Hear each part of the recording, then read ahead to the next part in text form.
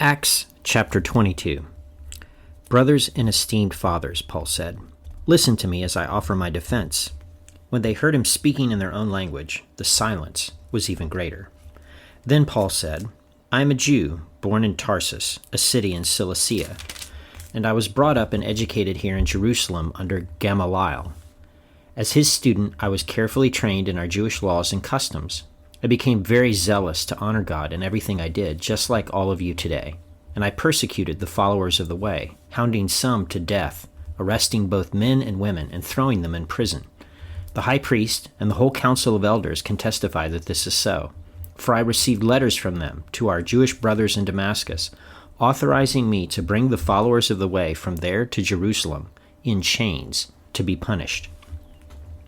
As I was on the road approaching Damascus about noon, a very bright light from heaven suddenly shone down around me. I fell to the ground and heard a voice saying to me, Saul, Saul, why are you persecuting me? Who are you, Lord? I asked. And the voice replied, I am Jesus, the Nazarene, the one you are persecuting. The people with me saw the light, but didn't understand the voice speaking to me. I asked, What should I do, Lord? And the Lord told me, Get up and go into Damascus, and there you will be told everything you are to do. I was blinded by the intense light and had to be led by the hand to Damascus by my companions.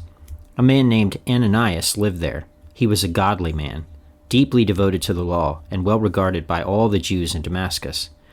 He came and stood beside me and said, Brother Saul, regain your sight. And that very moment I could see him. Then he told me, The God of our ancestors has chosen you to know his will and to see the righteous one and hear him speak. For you are to be his witness, telling everyone what you have seen and heard. What are you waiting for? Get up and be baptized. Have your sins washed away by calling on the name of the Lord.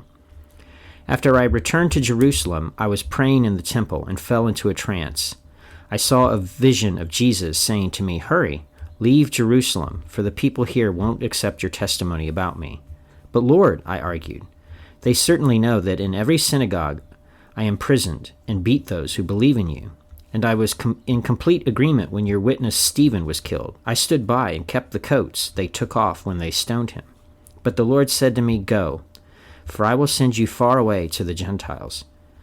The crowd listened until Paul said that word. Then they all began to shout, Away with such a fellow! He isn't fit to live. They yelled, threw off their coats, and tossed handfuls of dust into the air.